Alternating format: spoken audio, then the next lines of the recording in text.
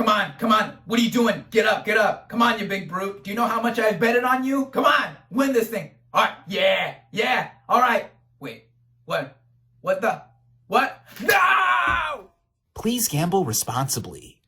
What is up, everybody? Random Man here, bringing you another video during this current quarantine era. I hope everyone out there is continuing to stay safe and be well during this unpredictable time. By the way, happy April 1st / April Fool's Day, but don't worry, I won't be joking or kidding around with this video, as I am here bringing you my review for Godzilla vs. Kong.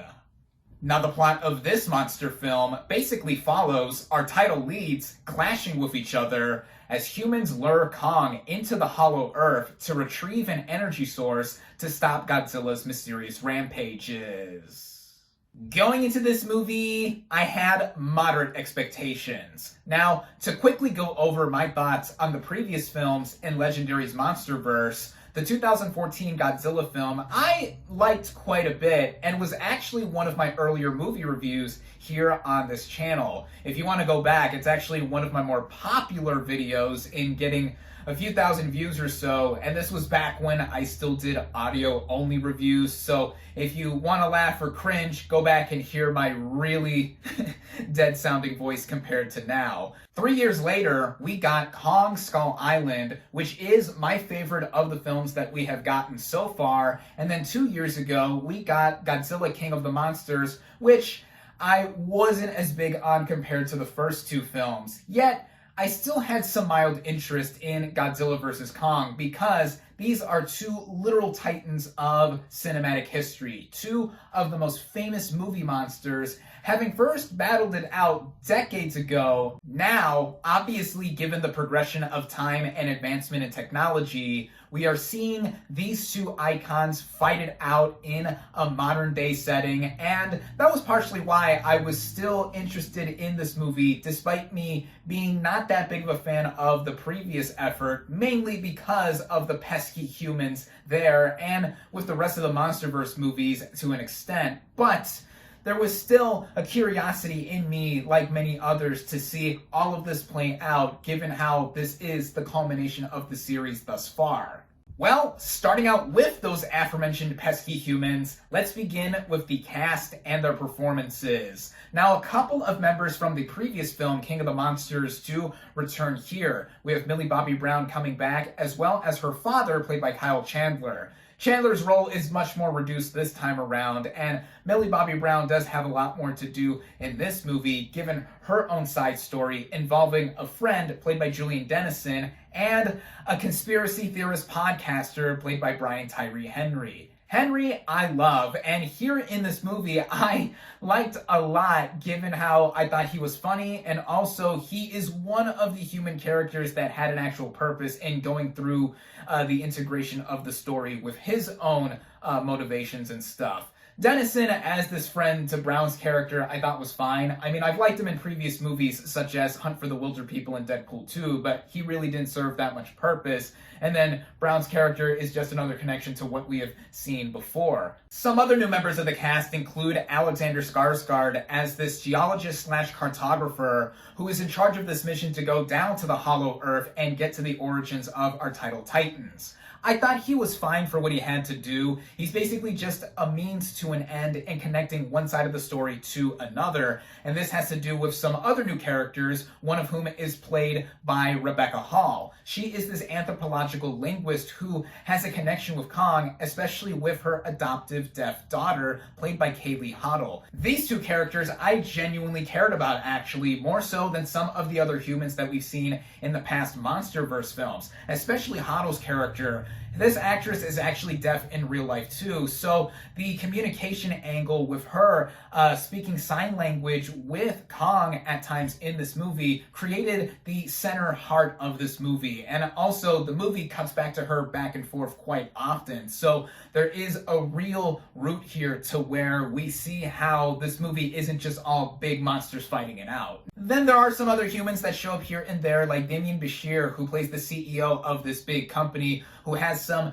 nefarious ulterior motives involved with Godzilla and Kong fighting each other, and then Asa Gonzalez plays his daughter. So I'm happy to see that two fellow Mexicanos are in this movie. Órale, wey! So that's cool. I mean, this is a good cast, but really the humans here amounted to just being how they were like in the other movies. And in speaking of that, getting right into the writing of this film, this basically goes without saying that, yeah, a lot of the issues with this movie do have to do with the humans here. As I said, I did care about a couple of them, but mainly with how they're integrated in this movie, it overcomplicates things needlessly. There was a lot going on just to set up having the Title Titans fight it out, which I'm all for if it feels balanced, and to an extent we need human character interactions present in a movie like this. Otherwise, it would just be monotonous fighting, which a lot of people want to see anyway, but there needs to be some groundedness and something to center everything together. But I think that in turn, with a lot of the focus being on the humans and going back and forth in some really weird ways, I think it lacks overall coherence on that front. Also, if you're at all a fan of either one of the title characters, you know what's coming by the third act in throwing things for a further loop. I mean, either you've had this inadvertently spoiled for you if you're at all on the internet or have taken a look at the merchandising for this film. So yeah, I'm not going to spoil it here, but if you know, obviously. And that's also what adds into how everything is looped together narratively. But of course, the main reason one is going to see this movie is for the Title Titans fighting it out. And the movie delivers on its title, both visually and orally. And this is due to the director, Adam Wingard. Prior to this movie, I saw Wingard's 2014 film, The Guest, which I enjoyed, and he's also known for doing some other smaller horror indie stuff, which makes him an interesting choice to have him helm this big budget tentpole picture. But I gotta say, in terms of his vision directing wise, he has a real sense of scale in getting us in the actual feel and aura of having these two titans fight it out, especially by the third and final act. And across this movie, there is this sense of epicness and scope that I think a movie like this obviously needs to have. And with what Wingard also does in having the action be helmed together, it gets us really into it and delivers again on what the title is advertising. There are some scenes where we are put in the perspective of Kong or Godzilla, and the camera being simulated to be strapped on them every time we have a blow get hit on them, and then also just the sprawling nature of a lot of collective collateral damage be done across the settings of this film, especially by the end with Hong Kong being absolutely leveled. And yeah,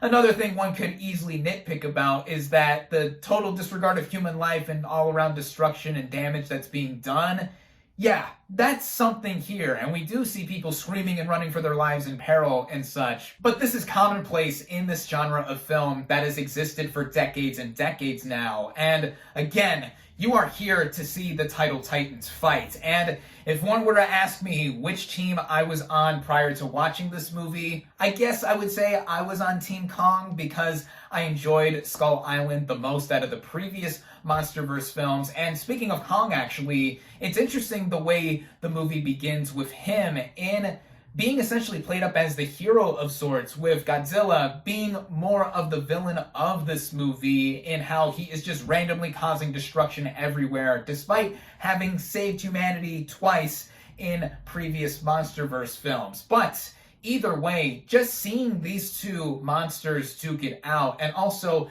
have personalities to themselves in the way they are rendered through CGI is mighty impressive. And speaking of the visual effects overall, this is some of the best VFX work I have seen in recent memory. I saw this movie at home on HBO Max on my 65-inch TV in my living room, and even with that smaller scale that I was viewing this movie through, I appreciated all of the detail that was done in rendering our title characters and everything else that was put on screen. But if possible, one should see this movie as large and loudly as possible, given that it's also playing in theaters in addition to streaming on HBO Max for the next month. And speaking of how this movie sounds, this is one thing that also had me engrossed with how this movie was in terms of its scale. I have 2 concert-style speakers in my living room, which I've mentioned numerous times in past reviews, but this is key because of the original score composed by Tom Holkenborg, aka Junkie XL,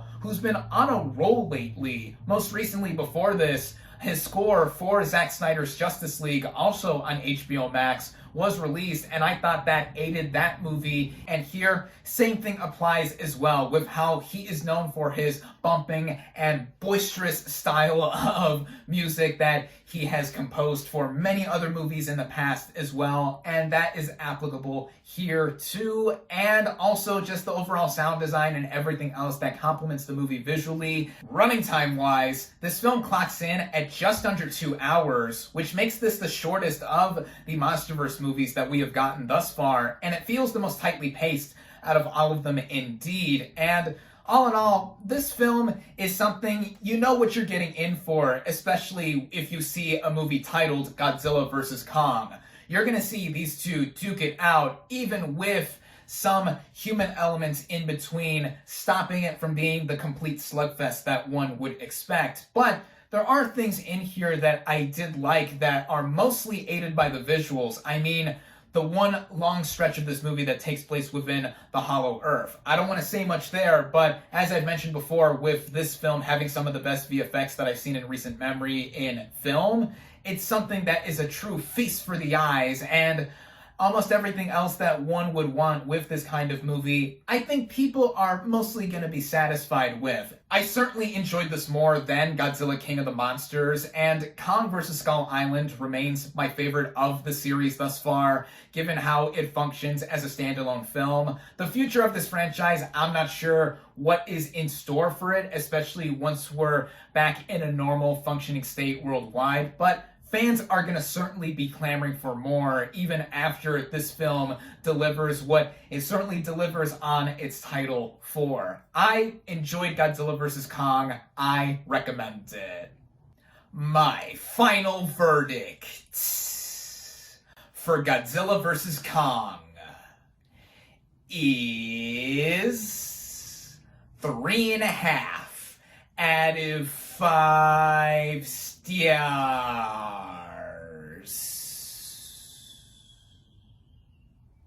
Thank you all, as always, for watching. Be sure to like this video, comment on what you thought of Godzilla vs. Kong. Social media links in the description. Subscribe to my channel for more, and I'll catch you on the next movie review.